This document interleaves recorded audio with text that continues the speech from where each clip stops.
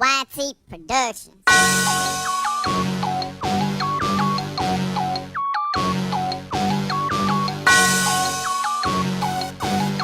Yeah. I love my HBCU, and boy, I love it, love it. I love it, love it. I love my HBCU, and man, I hope my team they won one. Yeah. I hope my team they won one. Yeah, man. I hope my team they won one. I hope my team they won one. I tuned into the HBCU Sports Lab to see if my team won or lost. If they lost, I'm quiet as a mouse. But if they won, keep tab. I'ma do the dab, yeah. Dr. Cavil, he know what he be talking about.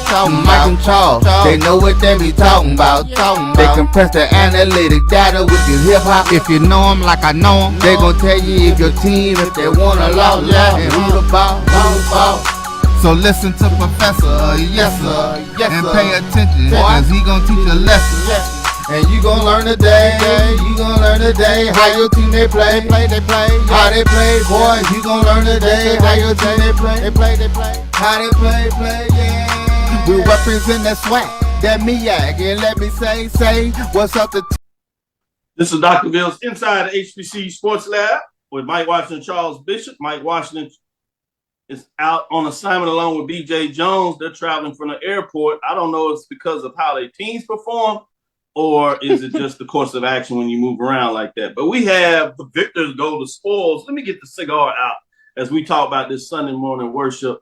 I know there's some HBCU teams that want some do-overs. Well, we get our do-overs. They don't get their do-overs. With that being said, Joshua Sims Sr., how you doing this morning? I'm blessed and highly favored, Doc.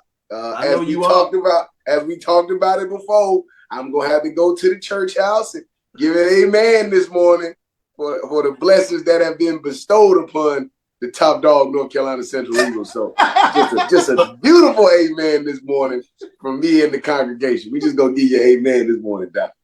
There you go. So as we say with them church mice, I guess you're not going to be quiet as a church mouse this morning. No, I can't do it, dog. I can't do it this morning. I got a praise inside that I got to let out. You know, you can't leave it inside. Let it go. Gotta let it go. So I'm going to let it go. And I'm going to start letting it go today on the show. All right. Here's a cigar to you, Joshua Sims Sr. and your North Carolina Central Eagles. Charles Bishop, I got a cigar for you. Shout out to Jackson State. They went down to Baton Rouge, the Bluff, as they like to call it, full sellout. And they had the quiet. They had that crowd quiet. A lot of folks up there. New lights, looking good on television. Band playing up. The lights looked tremendous, and the band sounded really, really good. But I will say this.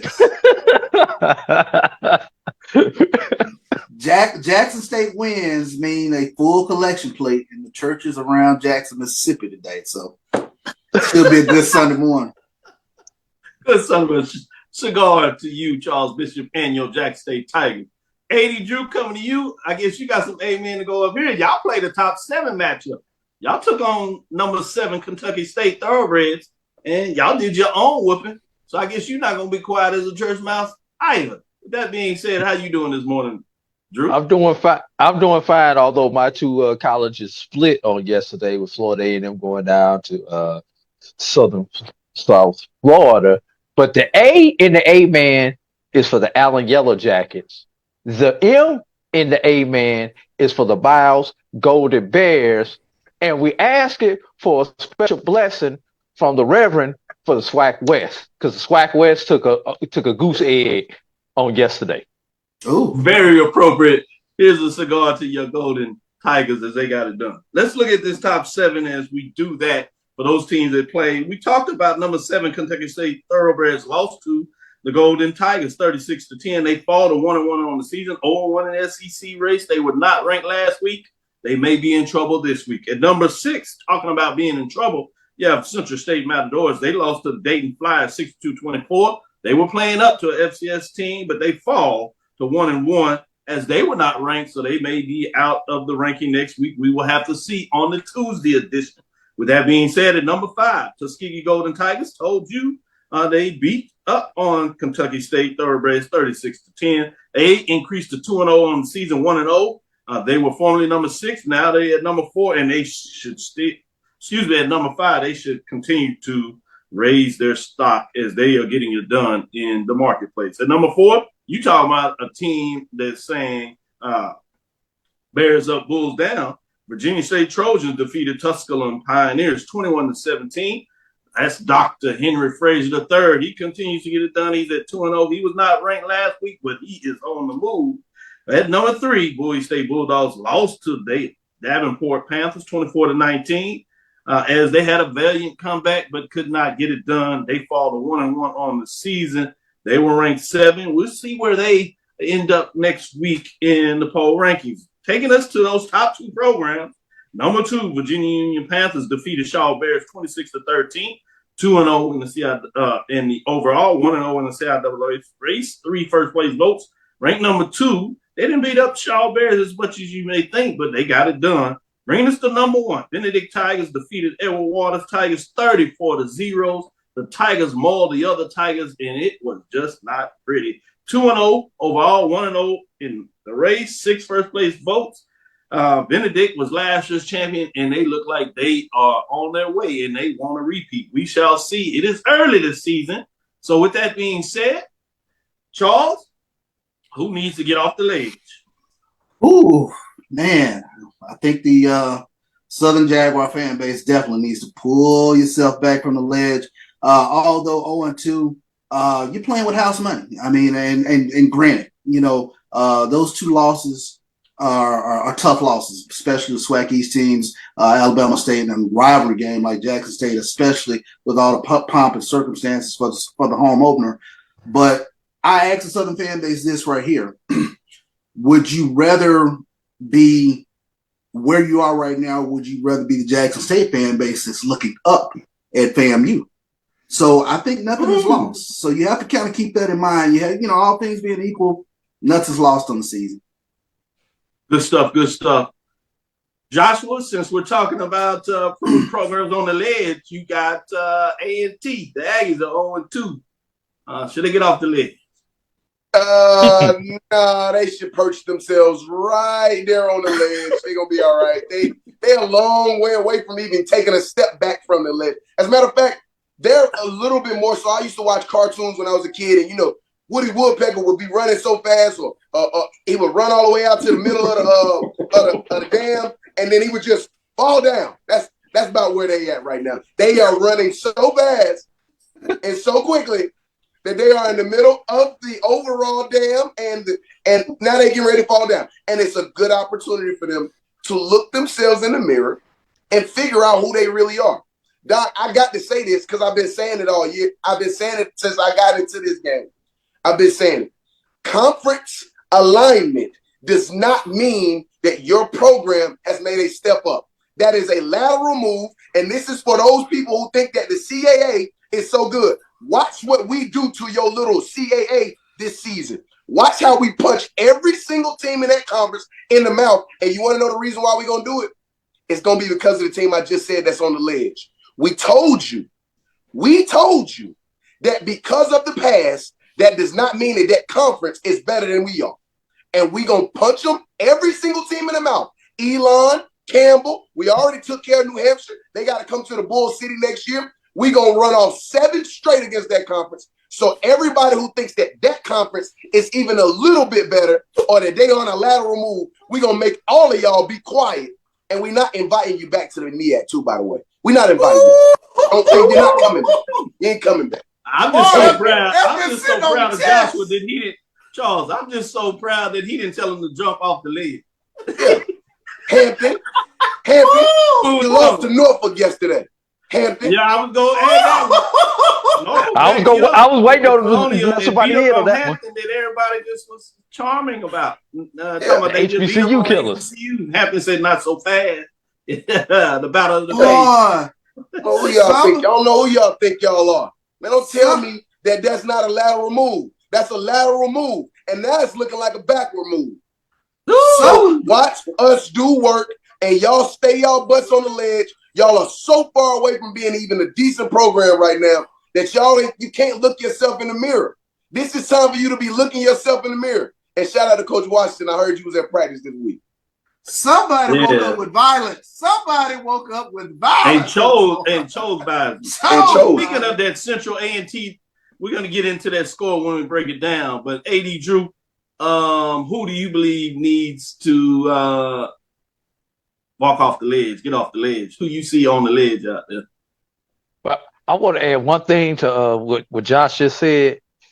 If we want to see if order has been restored, let's see if Howard wins the battle of the HU when those two come up. Then everything that Josh said gets an exclamation point if Howard finally gets their H back and defeats Hampton in the battle of the real HBCU. But the team right now, they may not be on the ledge, but they need to check the other end and make sure that the platform is solidly closer to the base is Albany State.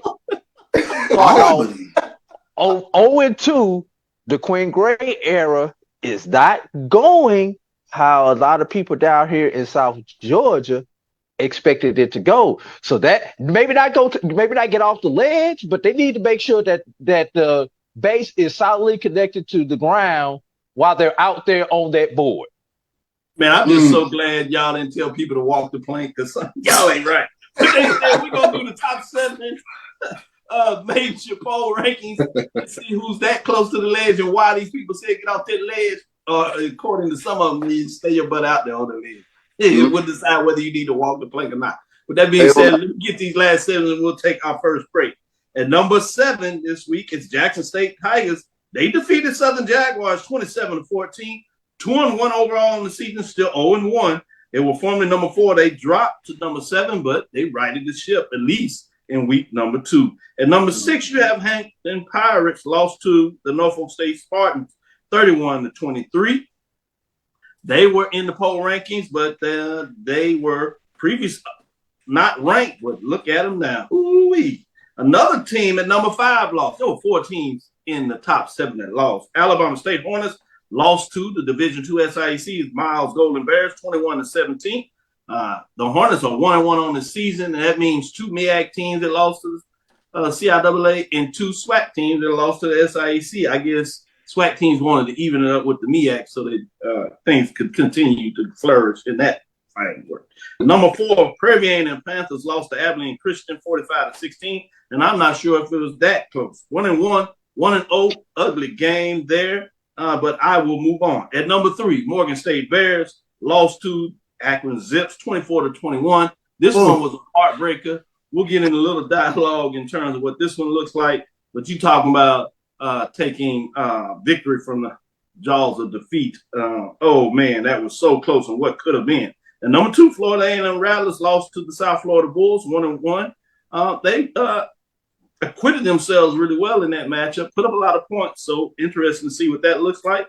At number 1, North Carolina Central Eagles defeated North Carolina A&T State Aggies 30-16. And I'm not sure that game was that close, as one of the touchdowns scored by the Aggies was a kickoff return right after Central scored. So it was a beat down in so many different ways. But with that saying, let's take our first break. We'll come back on the other side and we'll get into some of these games of the week with a little more dialogue in terms of what took place so we can get you ready for your Sunday. And this week, as you decide how much you are ready to cheer your team next week or how much you may need a little more favor. With that being said, let's get into our first break. The Cuvée Group is a Florida-based marketing and training consulting firm. We help businesses communicate to their target audience and engage them in conversation. We also help to expand their audiences, which will ultimately result in growth for those organizations.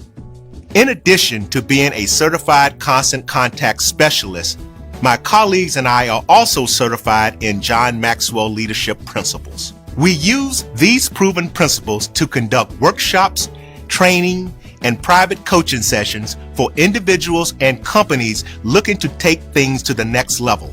Contact us to schedule a free consultation. Issues today, don't delay, call Cuvée. From novice to aficionado, find yourself here. High quality cigars plus personal customer service. Slow Burn is Waco's only Mobile Cigar Lounge, featuring a meticulous, curated collection of premium cigars. Visit our website, www.slowburnwaco.com. That's www.slowburnwaco.com. It's never too early to plant the seed, to share the tradition, and instill a sense of pride in your HBCU with your little ones. HBCU Pride and Joy Children's Boutique helps you share your school spirit with a wide selection of adorable kids' apparel and accessories officially licensed from your favorite HBCU. Visit hbcupridejoy.com and follow us on all social media at HBCU Pride Joy on Facebook and Twitter. You're looking for the latest information on Southern University sports, the Southwestern Athletic Conference, and HBCU athletics. There's only one place to go. Tune in to the Carlos Brown Show, exclusively on the Black College Sports Network. You see, press the analytic data with your hip-hop. If you know them like I know them, they gon' tell you if your team, if they want to loud, and who the ball. So listen to Professor, yes sir, and pay attention, cause he gonna teach a lesson. This is Dr. Bill inside the HBCU Sports Lab. We have mid-major classic game of the week. That was Rocky Mount, North Carolina, Rocky Mount Sports Complex, Down East Viking Football Classic, CIAA matchup. Elizabeth City State Vikings, as they were fighting from the bottom. I mean, overall, in terms of rankings, they do get a victory as they defeat St. Augustine Falcons and find a way to get it done. It was a struggle, but shutout, to say the least. That is 13-0 as the Vikings beat up on the Falcons. Joshua Sims, any thoughts in terms of this matchup in terms of Fayetteville State? Yeah, well, in this matchup, Elizabeth City State. Yeah, it's really a battle between. This is a Down East Classic that happens. I happen to be also from Wilson, North Carolina, so Rocky Mount is a sister city that's right there across the highway. And man, you know, these two teams, no matter what the record is, they battle it out like this, man, year in and year out. I personally thought that this was going to be the year that St. Aug was going to be able to get over the hump against Elizabeth City State and kind of dominate. Man, I thought that running game that they have there at St. Aug was going to be a little bit too much, but kudos to the Elizabeth City State defense, man. Played a really, really stout game in the fourth quarter in particular. Really, really stood tall in the second half. And I wasn't surprised at the turnout, but I really had this going the other way. I had St. Aug winning this game, but shout out to Elizabeth City State and getting that victory early in the CIAA, because we know that the CIAA is going to be very, very tough, and they have a very tough schedule. They got to play against some teams that's going to kind of push them to the margin. So looking forward to seeing how this looks for Elizabeth City State going forward. Looking to see St. Aug kind of bounce back as the season goes along.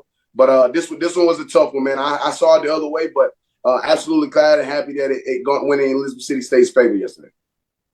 Charles, I think you called this on last Tuesday a little bit about the Vikings in a lot of ways. What are your overall thoughts in terms of them being able to get that W? Yeah, I echo Josh's sentiments on this one. That was a big win for Elizabeth City State. I tell you what, and I remember pulling up the stats I believe from the first week from Elizabeth City State. I saw some things that I liked, and I was able to correctly make the call on this. But tough bout, 13-0. You take a look at it, and you kind of question if this is going to be one of those games that really propels this Elizabeth City State team, especially like you said. Take a look at some of the games they got coming up. They are in a dog-eat-dog conference up there in the CIAA, especially in regards to the teams you know that they got to face. So it's they in the North Division. You can they're in the North. They in the North, and the North like, members. How we in North Carolina the only team that got to get pushed up to the North? Yeah, they right on that borderline, man. Geographically, they right on that borderline. Oh, that is true. City is right there on the borderline, man.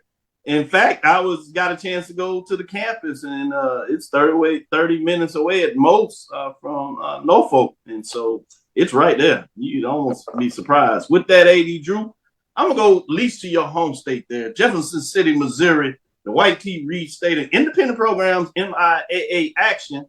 Charles said maybe Lincoln get it done. I thought Lincoln get it done. Not only did they not get it done, but the Griffins grifted all over Lincoln and Tigers, 68-14 in that matchup. What are your thoughts, AD?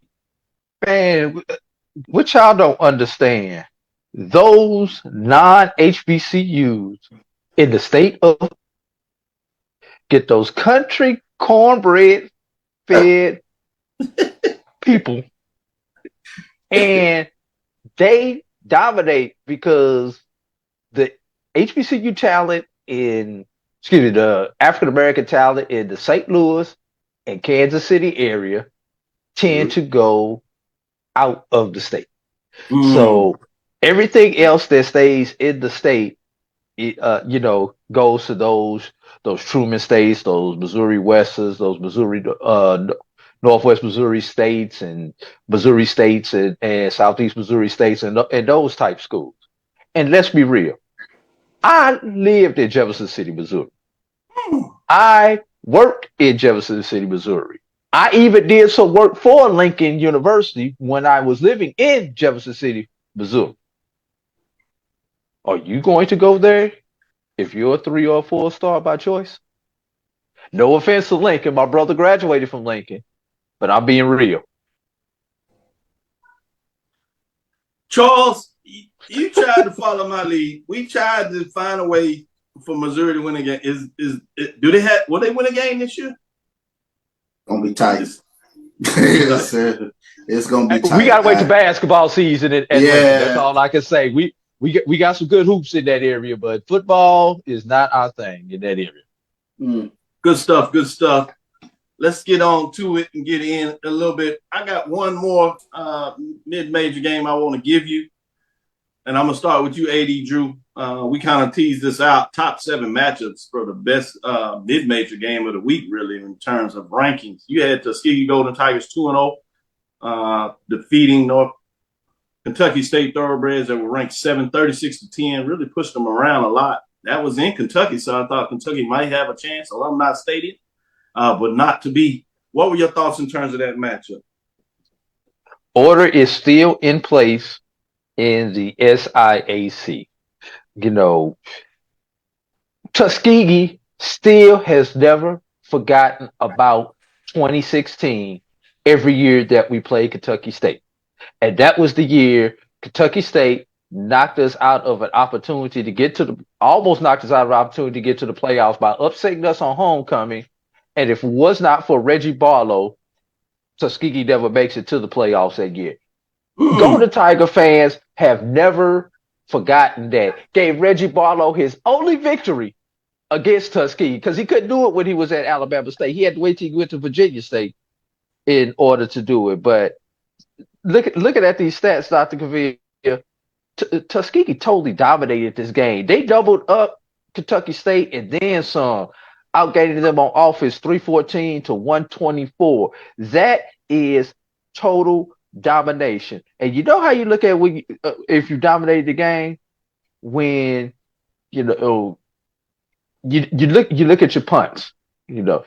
Tuskegee only punted the ball 2 times, and when your opponent returns more kickoffs than you, chances are you're going to win the game because there's only 1 kickoff guaranteed per game for each team. So when they're winning the kickoff stat, yeah, that's a good day for your team.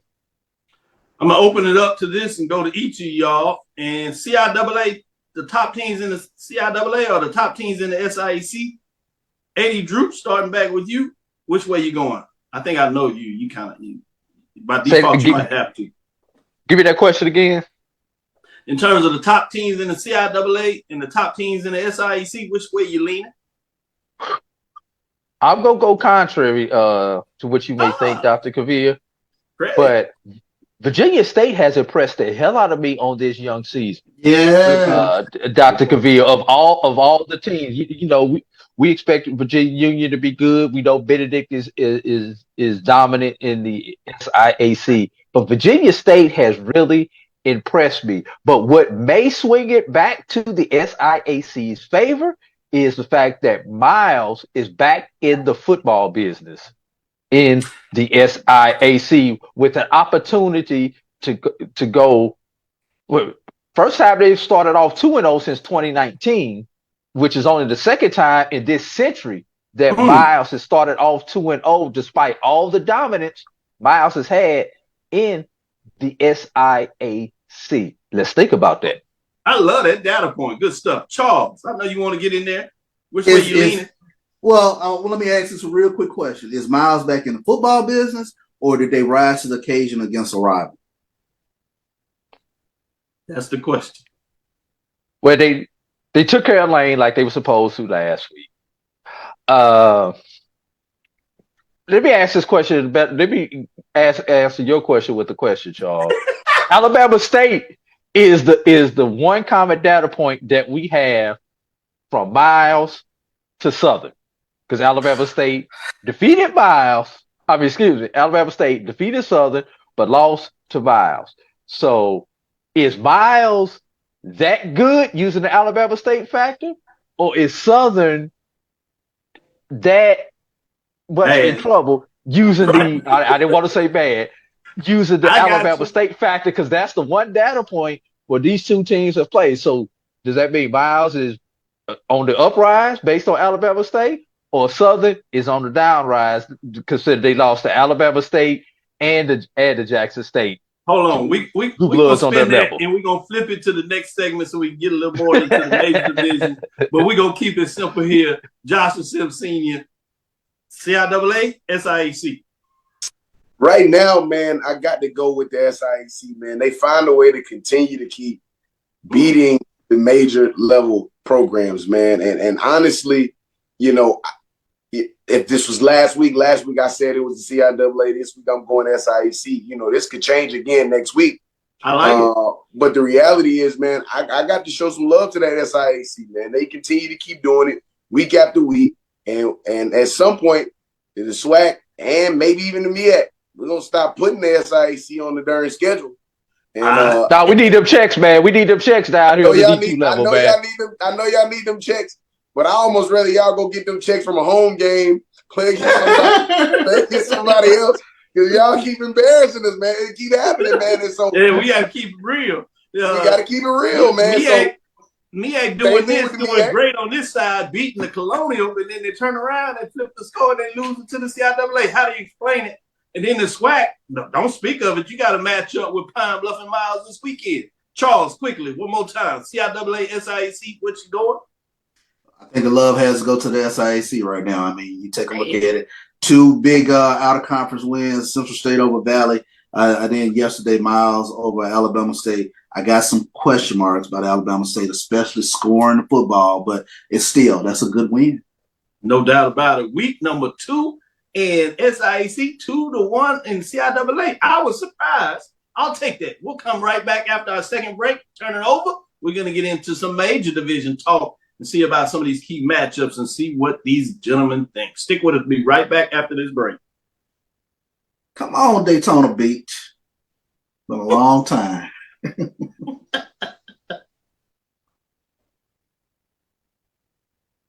Let's get into this break.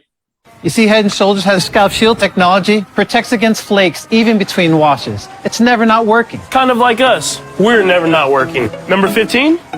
That's my rub. Ooh, nice. Never not working. Never, ever, never, ever not working. Welcome everybody to Juneau, Alaska. I don't like this one. Me neither. Let's get out of here. Dandruff protection that's never not working. Head & Shoulders Scalp Shield technology. T. Madden & Associates is a sophisticated and experienced law firm located in your neighborhood. We're turning injury to cash. T. Madden and his associates obtained almost $2 million for my injury. They turned my injury to cash. Now, we can't guarantee how much your injury is worth, but we've recovered millions for our clients. Call T. Madden & Associates at 833-PAID-123. That's 833-PAID-123.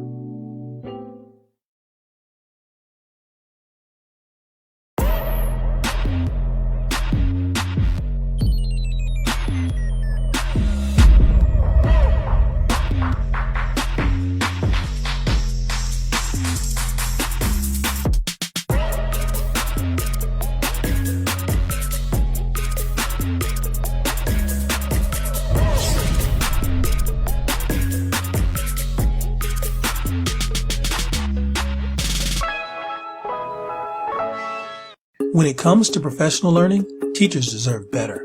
From the leader in online learning, Stride brings you the Stride Professional Development Center, an on-demand library of mobile-friendly courses that gives teachers choice and flexibility, allowing them to learn anytime and anywhere. Our dynamic courses provide bite-sized learning and help educators advance their knowledge while also gaining professional development hours. It's time you take charge of your learning. Visit us today to get started. Since 2002, Empowerment Resources, Inc., a nonprofit organization, has empowered more than 1,500 youth and adults in Duval and surrounding counties through its programs Journey into Womanhood, Girls Mentoring, Life Skills for Teens, and Parenting Education Coaching. To get involved with programs, volunteer, or donate, visit www.empowermentresourcesinc.org. Follow us on social media, facebook.com/empowerment.resources and instagram.com/empowermentjax. Charmin Ultra Soft has so much cushiony softness, it's hard for your family to remember they can use less. Sweet pillows of softness. This is soft. Holy Charmin.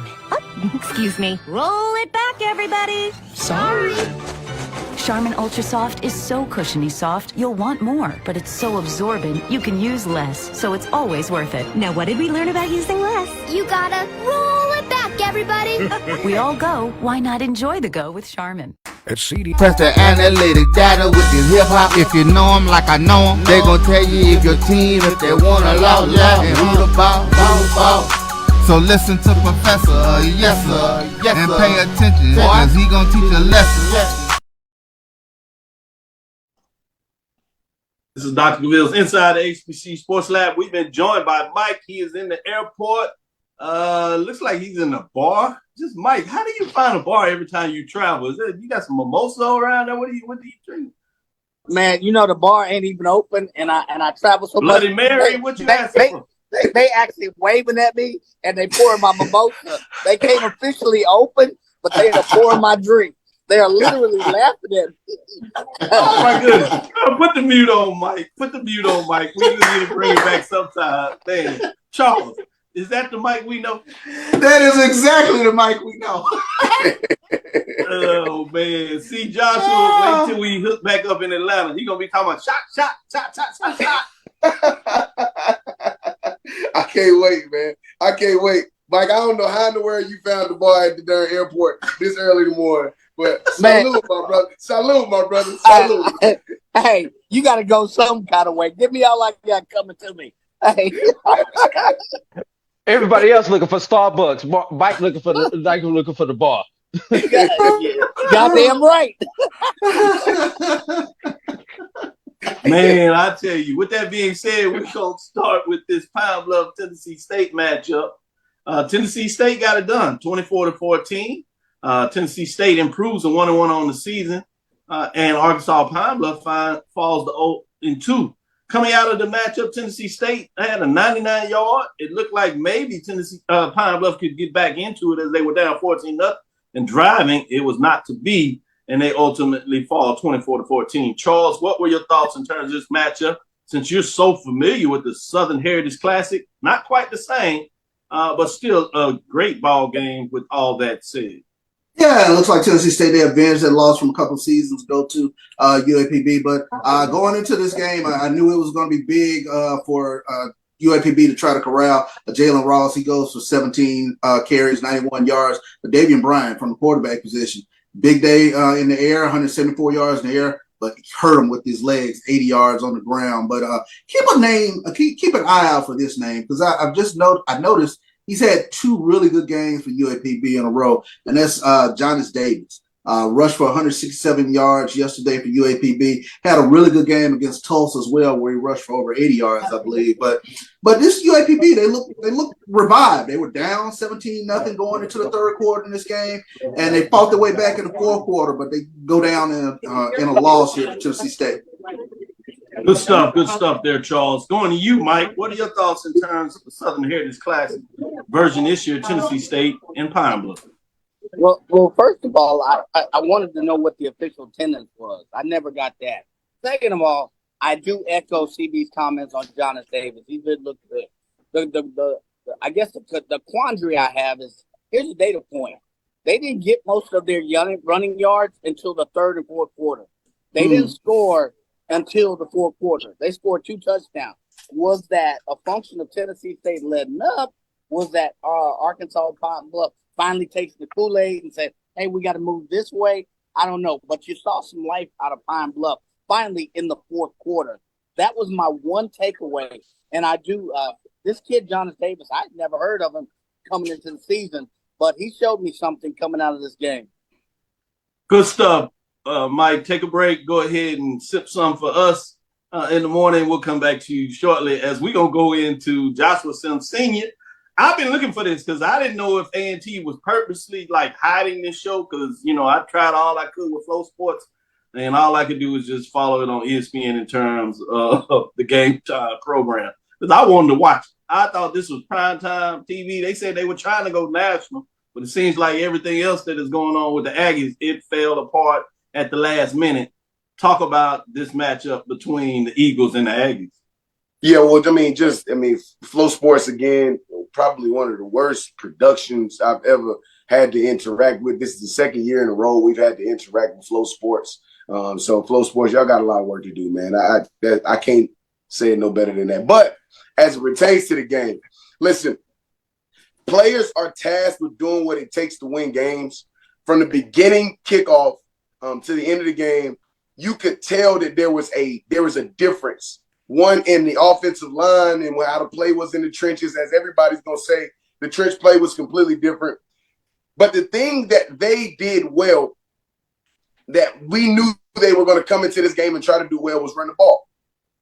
And for the vast majority of this game, North Carolina Central took the run away. As a matter of fact, in the second half, leaving the school down the highway, scoreless in the second half, they did not have but one offensive touchdown the entire game. They had one kickoff return after we had just scored, had one kickoff return taken back to the house after we scored.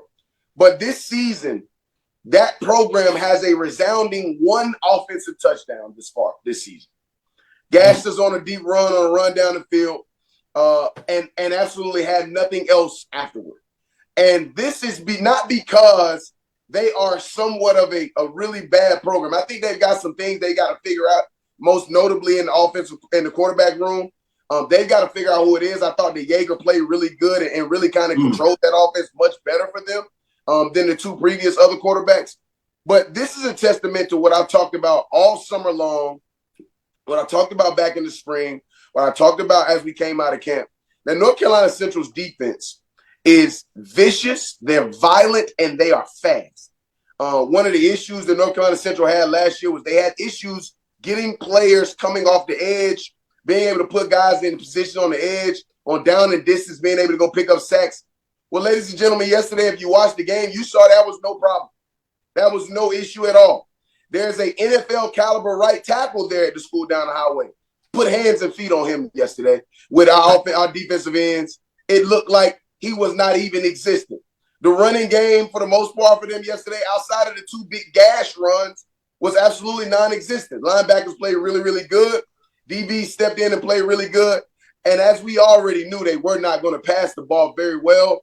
And we made that pretty much more evident yesterday as well. So I'm looking at this North Carolina Central defense. We know what we already have on offense. Central already knows what they have on offense. You know you got the most prolific, most dynamic dual-threat quarterback in the country. Their quarterback. You know what you have in the backfield with Mookie Colliers or Mookie Colliers, however you want to say it. You know what you got with Jamari Taylor. You know you got a young receiving core that can be in good situations yesterday, man. Oh, man, an excellent catch yesterday. I don't know if the CAA refs were just trying to keep it a little close. Yesterday we had a one-hand catch on the sideline, toe tap on the sideline by Quinn McCall that they said was not a catch, but we had a chance to run it back and look at it. It's a lot happening yesterday. But I think between what's happening in this backfield and what's in particular happening on this defense, this is going to get really, really scary. UCLA, you on the clock, baby. I promise you on the clock. Real quick, Violent and Vicious. I've circled October 19th, a little trip to Baltimore. Yeah. Yeah. Listen, I got all the love in the world for Morgan State. I love what they're doing. but you got to come see the Top Dogs. And just because you are beating and taking care of business against other programs doesn't mean that you're going to come take care of business against us. That's for Morgan. That's for Howard. That's for South Carolina State. That's for everybody else that's on that schedule that's got their chest poked out, that feel like because they done took care of business and did what they needed to do, was competitive and really, really did what they could against everybody else, you ain't seen the Top Dogs. And what I will say is, you put Eastern Michigan in front of us, you put Akron in front of us with this defense, we take care of business the way you should have. Shot. Okay. I like it. Violent vicious. Hey. Speaking we gonna of, come to you with this matchup. Go ahead. Speaking of Morgan State, run the ball. Don't try to stretch it outside. Run the damn ball and fall on it. If you got to do anything else, you got a minute left. Run the damn ball. Run the clock out. That's all you got to do. You have one job in life. Run the ball. Fall on it. That's it. That's it. Don't try to stretch it. I don't need an extra yard. Run the damn ball. That's all I got to say. I'm sorry. I had to put that in there. No, the only thing I can say is it's a young man, so I'm not going to, but don't listen to the play that's called. You don't have to stretch it and bounce it. I won't even say his name because I don't want people to come down on him. With that being said, we're going to go to another game. That was a rivalry matchup. And this one in the SWAC, Jackson State Southern. It was not a SWAC game, thankfully for the Jaguars, but that may not be enough. Let me go to Charles because Joshua Sims just did an excellent breakdown, so we don't need to cover that no more. I think he told us everything you need to know about the Eagles and the Aggies for that much. I'm prepared to talk to anybody this week in terms of that matchup after that breakdown. Charles, what are your thoughts in terms of Southern and Jackson State? That's a huge win. This is 4 straight games, right? 4 straight, yeah. 4 straight that they've knocked off Southern. You were going to put that out there. I thought yeah. But, to come back after a tough loss to FAMU, I think if you're a Jackson State fan right now, so you kind of taking a look at it, you're going to need help in terms of trying to get back in the SWAC East race, especially with FAMU, with the loss to FAMU. But there are certain things that you kind of check off during the course of the year, and that Southern, that's a check mark. That's a big check mark for the Jackson State fan base. Probably another check mark is going to be, whenever they face Alcorn. So, sometimes when you don't, or if it's looking possible, like you won't have an opportunity to play for a championship game, you start looking at certain games, especially those rivalry games. Anytime there's a win over Southern, Angel has gained their wings. So I always want to put that out there, anytime that happens. He went to church back on us. Boy, I tell you, let me get y'all out of here as the mass choir will sing. Mike, what are your thoughts in terms of this Jackson State Southern? We were watching it in the suite. I'm not going to tell you what the environment was at the suite. Sometimes some things just don't need to be said. But with that, without going to those details, we'll talk about that off the mic, Joshua. In terms of what took place there, the failures. Never mind. Let me not do that. Mike, what are your thoughts in terms of Jackson State and Southern? Well, first of all, Southern, are we? Y'all were talking about the Ledge, right? Earlier in the show. Yes. I'm sorry, Coach Dooley. Are you hearing the rumors? Look at all these rumors. Start to be every day. I'm sorry, but man, that game they had the one big play, that big pass where the defender slipped. But for the most part, Jackson State controlled the game. Southern, if you look at Flood's performance, quarterback with them, he'd have a good, maybe a good series, a good half a series, then it would go down. There was no consistency in their performance. You could talk all the statistics to you want, but they had no consistency in their performance. Hats off to Jackson State on the defense. They held Southern at bay, but really it was more so about the inconsistency in the Southern offense. They couldn't get a sustained drive to save their life. So that was my take. That was my takeaway. Flood did a decent job, but man, is he going to be the quarterback of the future? And yes, are they on the plank? I'm not even a Southernite. I know Southern fans though, because their biggest alumni group is in Texas. I can tell you, they are on the plank. I'm telling you. The Facebook Live, the Facebook Live was hot last night. Golly. Oh yes, it was. It was real hot. AD, let's go back to these matchups between the MEAC and the Colonial, currently now the Coastal, formerly known as the Colonial Athletic Association, CIAA, Hampton, Virginia, Battle of the Bay. Hampton got off and got a big victory at Grambling. Everybody was singing the praises that Hampton, all they do is beat HBCUs. Norfolk took a rivalry loss to Virginia State, one of those CIAA MEAC matchups. But guess what? Norfolk State, our demise is over-exaggerated. With that being said, Drew, what are your thoughts in terms of Norfolk State, the Spartans, getting it done against their rival, the Hampton Pirates, 31-23, and I'm not sure it was that close. Yeah, well, the one good thing, and it's kind of funny. This relates back to Southern with Dawson Odoms. Southern ran Dawson Odoms out of town because they were unhappy with what he was doing, and he goes to Norfolk, and now the Southernites are asking questions about Eric Dooley. But anyway, you know that watch list that we had actually started after week 1, that overreaction watch list of coaches on the hot seat.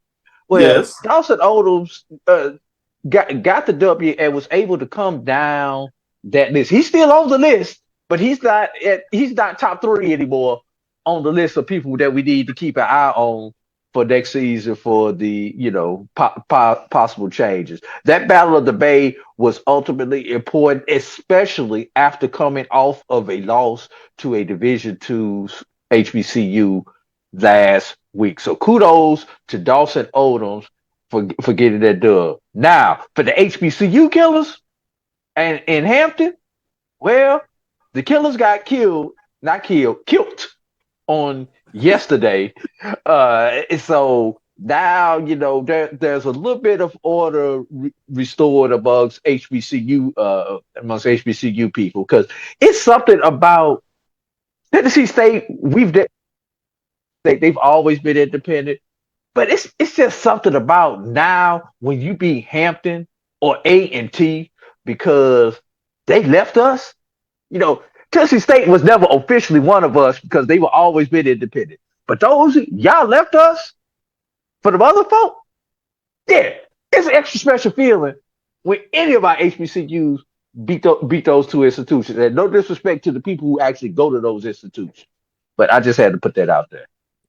I like that. He said Tennessee State never left us. And I think it does well a little bit for Norfolk State, even though there's a rival. The Virginia State came back and got the victory this weekend. So it lets them know, well, maybe they're not so bad with that being said. But let's take our last break. We'll come back on the other side and we'll talk about some key matchups before we get out of here and give you your parting shots before you get to your church ceremonies. With that being said, we'll be right back after this last break. We get speed as the new currency of success. Our team spends way too much time tending to outdated applications and software when they should be focused on driving application agility and innovation. CDW Amplify Development Services modernizes software and application development to help accelerate innovation and digital transformation. So you mean building new applications, UI, and mobile interfaces? Well, you said you needed to innovate more quickly. Oh, so he's a listener. To do more at scale, trust CDW Amplify Development Services.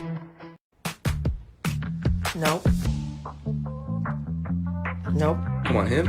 Ooh, I like him.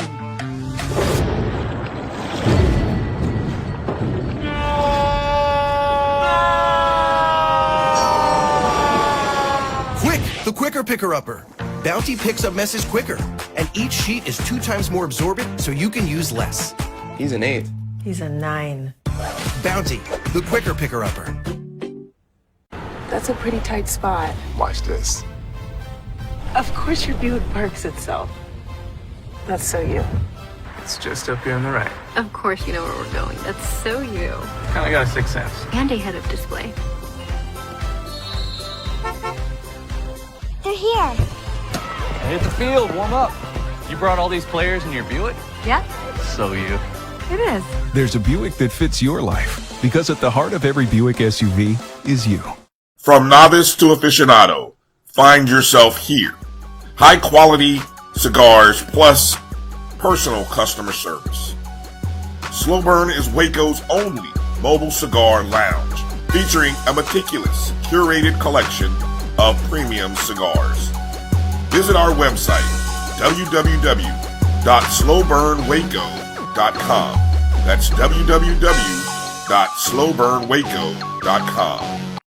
Press the analytic data with your hip hop. If you know them like I know them, they gon' tell you if your team, if they want a lot, and who the ball. So listen to Professor, yes sir, and pay attention, cause he gon' teach a lesson. This is Dr. Bill inside the HBCU Sports Lab. Mike, I did share the cigars with the other three guests on the show. I shouldn't say guests, other esteemed colleagues, but I have plenty to share since I didn't get to use them last night with you. So just letting you know when you get back in town, I got the cigars for you because it didn't work out last night. I sure appreciate that, Doc. I appreciate it. They waving me over at the bar right now, but I appreciate I got the cigars on my mind. They might let you slip. They might let you slip a drink, but you can't slip that cigar in that airport. Like, I just want to remind you about that. They got a smoke room. They got a smoke room for him. And he travels high style, so he get the private gate where he can go get his. They bring a cigar to him. Yeah. Be careful, Mike. Will be today on News Channel 12. A international star, Mike, has been arrested for bringing in Exactly. You ain't Cuban cigars. Ain't gonna have me hemmed up like that.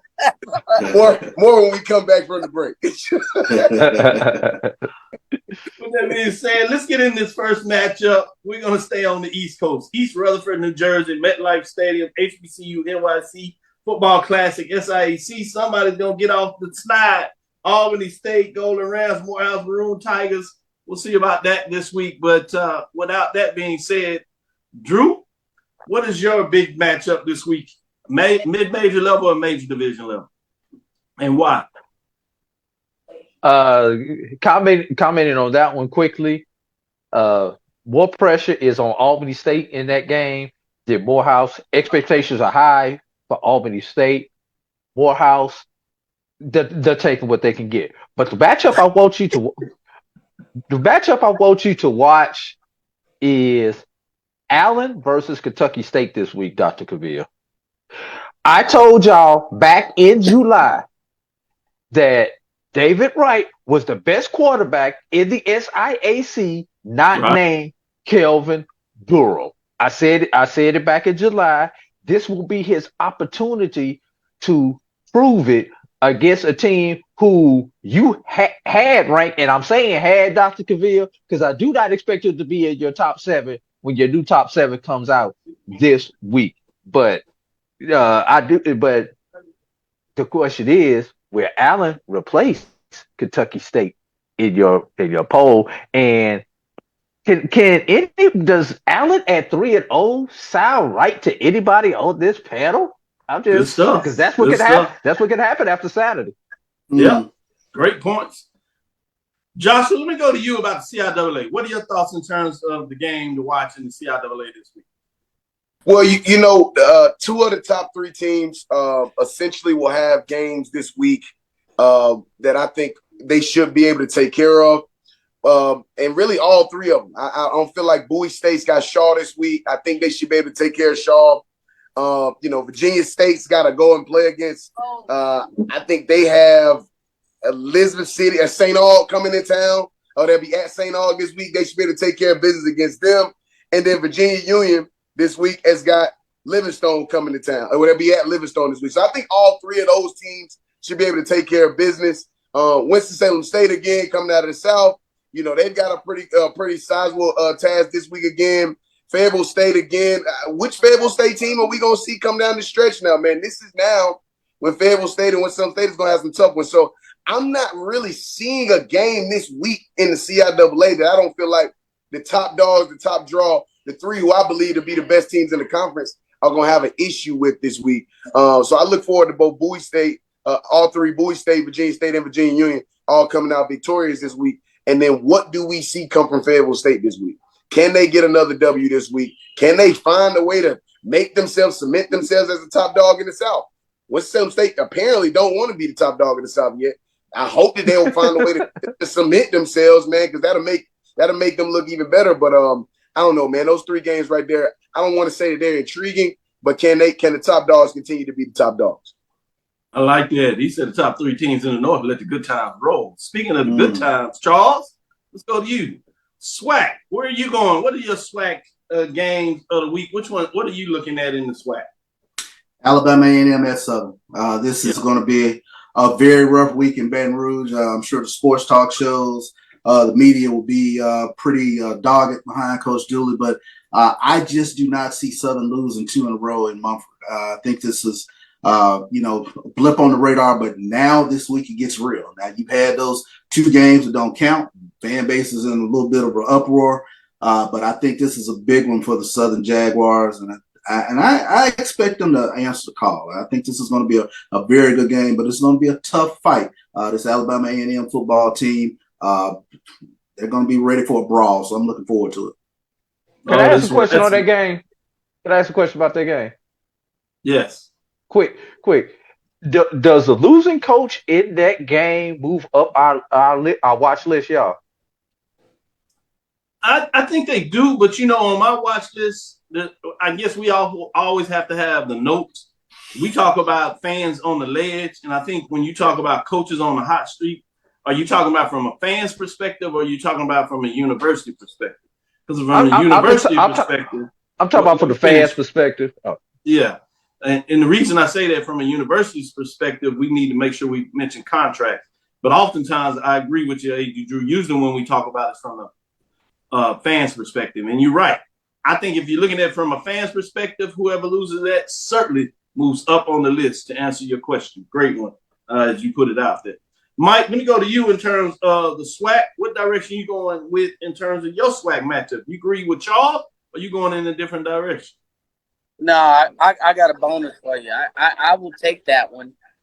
But I don't think this is an easy win for Southern. I don't think this is a chance for Southern to come and sow their oats and pick up their gravitas. After they got a confidence issue, in my opinion. So, and if you've ever been in Baton Rouge when things are not going well, it's not just a few rooms.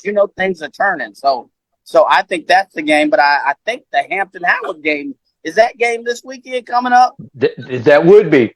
Yes, it is. That's why I was going for my MEAC game. Yeah, that's a MEAC game I would look at because that's going to answer a few questions. Number one, either way. So those would be my 2 to kind of keep it short before you cut my mic off, Dr. Phil. So, and then you've been good today. No problem with you. Yeah. And going back to that CIAA, you asked Josh, it's the North versus the South. That's a no-brainer. Yes, the North is going to win it. You talking about Livingstone, St. Augustine? The teams combined are owing $1 million. Seriously, the North. Seriously, we really asking this question? There are no game. Hey, Charles, he had to put in his old basketball. He didn't moved on from Valley. Now he's picking on the whole CIAA South.